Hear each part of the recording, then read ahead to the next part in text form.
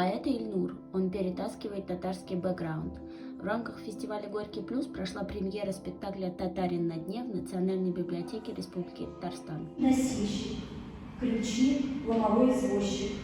Режиссером выступил Туфан Имамудинов, в главной роли Ильнур Гарифуллин, сценарий написала Дина Сафина. Татарин прыгает на сцене. Режиссер и сценарист попытались высмеять татарские стереотипы и уятсызлык, бесстыдство.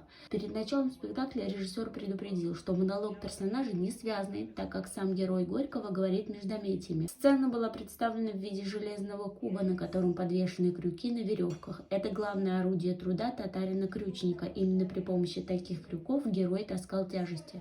У татарина нет возраста. Татарин старый,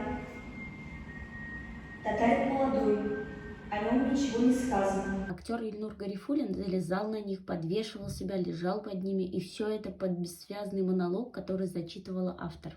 Хитрые, умные, молодцы и сянусис, что в переводе означает «живы ли вы?».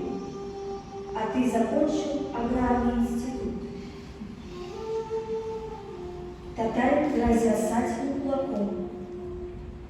Зачем карту прятать хочешь? Я вижу, эй ты. Я увидела подвешенными крючками самих татар. Почему? Потому что в начале спектакля герой как бы мечется под монолог о том, что он не может спеть песню на родном языке, сказать о том, что он хочет пить на своем родном языке. Татарин несчастье.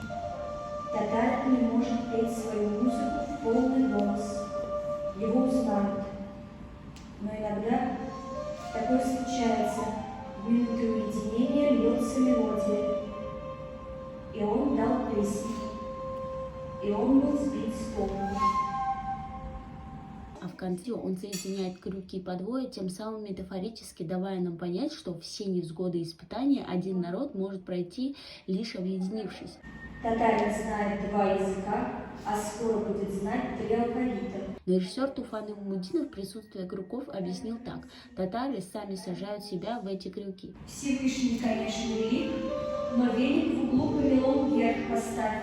В пьесе звучит такая фраза: Я второсортный татарин или первосортный русский?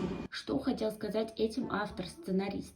Об ущемлении одной национальности другой? О том, что татары не понимают, кто они? В татарском языке нет слова «хочу».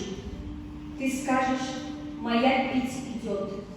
Было ощущение, что сценарист не поняла, о чем писатель Горький, про что он. Конечно, можешь сказать «три желаю», но ты будешь выглядеть ненатурально. Эмоции зрителей были неоднозначными, но яркими. Кто-то смеялся, а кто-то был очень серьезен.